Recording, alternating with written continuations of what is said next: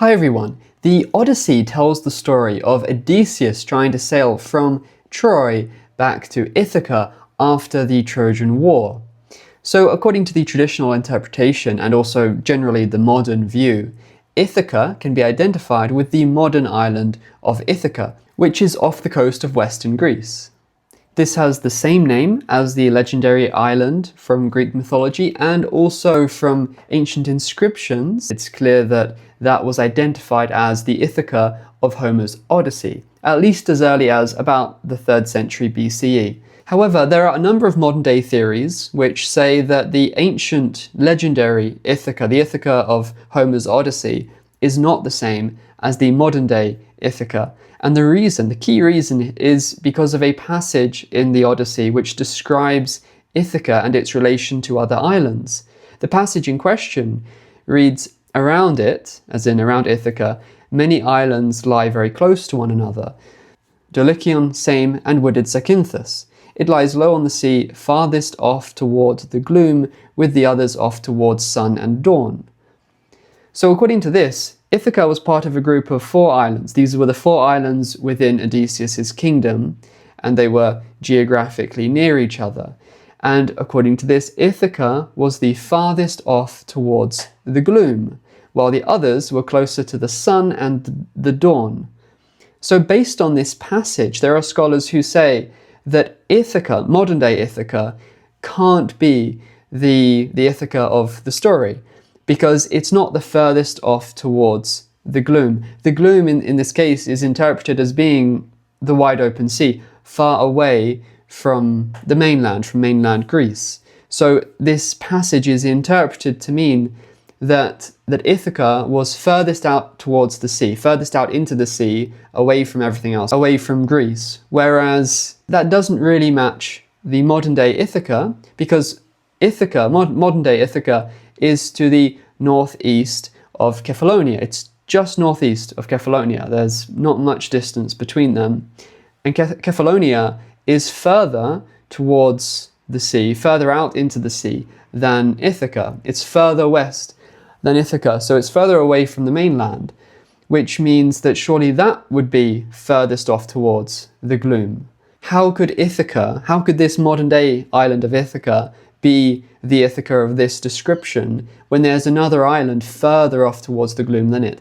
And this isn't just another island, it's specifically identified as Same. There was a prominent city-state on Kefalonia in ancient times which was called Same. So because of that, it's identified, and it has been since ancient times. This is a very secure identification. Kefalonia was the Same of Homer's Odyssey. So on that basis, it's been suggested that Ithaca was not modern-day Ithaca, but it was a completely different island. One idea is that it was Lefkada, because the Lefkada in its immediate region is furthest off towards the gloom, as it were, furthest off out into the open sea. There's nothing immediately north or west of it. There's another idea, which is that Ithaca was originally an island to the west of Kefalonia, but due to some geological activity, the gap between them was filled in and it became part of Kefalonia. So it's that part sticking out on the west of Kefalonia. It's the western part of the island now, but the idea is in the past it was a separate island, and that was Ithaca. That's the basic idea. Homer's description allegedly can't match modern Ithaca, so Homer's Ithaca must have been a different island, despite the fact that people in ancient times, only a few centuries after Homer, identified that island as Odysseus' island. But this really all comes down to this passage, this objection against the identification of Ithaca with modern-day Ithaca, the idea that it can't match Homer's description. It all comes down to that, because everything else about Homer's description clearly does match modern Ithaca. There's the harbour where Odysseus arrived. There's the cave just next to it, which was sacred to Aphrodite and nymphs, where Odysseus placed his 13 bronze tripods, all supported by archaeological evidence, and evidence for the presence of a major settlement there, which fits Odysseus being king. There's very strong evidence that modern-day Ithaca was the Ithaca that Homer was describing. So how can we explain this passage about it being furthest off towards the gloom? Well, the issue is that furthest off towards the gloom clearly doesn't necessarily mean furthest off out into the open sea. Look at what it actually says. It lies low on the sea, furthest off towards the gloom, with the others off towards sun and dawn. So the contrast is between furthest off towards the gloom and off towards sun and dawn. So let's think about that. What directions are indicated by the sun and dawn? Well, logically, the sun itself could be associated with the dawn, because obviously that's where the sun comes from. But here there's a distinction made. So the sun is something different to the dawn. In any case, the dawn is the east. So the sun could be the west.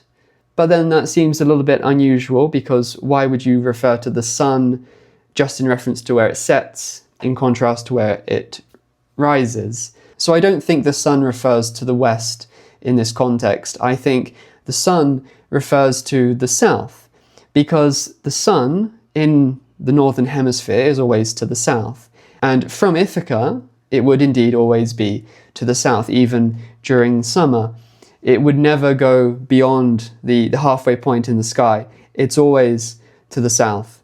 So I think logically, when it refers to toward sun and dawn, it's referring to the east and the south.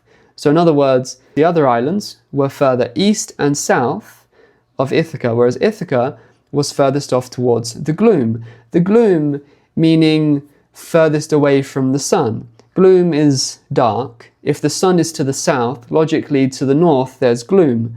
So to me that seems logical, whereas there's no inherent logic in the idea that it's talking about furthest off towards the open sea. I mean, maybe the gloom could be interpreted like that, but the contrast that's made here between the gloom and sun and dawn indicates to me that it's not talking about the open sea, it's talking about the north. I think that's by far the more logical, inherently natural conclusion to draw based on this passage. So the question is modern-day Ithaca further north than these other islands that Homer mentions? Well, there's Dulichion, same, and wooded Zakynthos. Zakynthos is firmly identified with the modern island that has the same name. And as I said before, same is identified with Kefalonia on good basis. As for Dulichion, this is a bit more of a mystery, but most scholars agree that it can be identified with one of the Echinades, which is a group of islands just off western Greece, east of modern Ithaca. There's debate about which specific island it is, but Macri and Petalis are the two most popular identifications. In any case, they are south of Ithaca, south of modern-day Ithaca. So when we look at a map, we see that all three islands are south of Ithaca. Hence, there is no issue whatsoever with Homer's description of Ithaca being furthest off towards the gloom, while the others were off towards sun and dawn. To me, that makes absolutely perfect sense in the context of the real-world geography of these islands, identifying modern-day Ithaca as the Ithaca of Homer's description. I don't see any issue here whatsoever.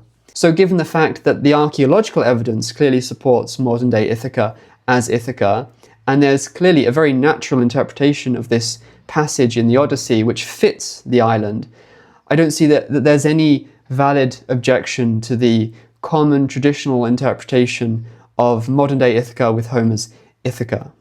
But here's another question for you. Were the ancient Celts literate? Well, if you'd like to learn the answer, come back next time for my next video.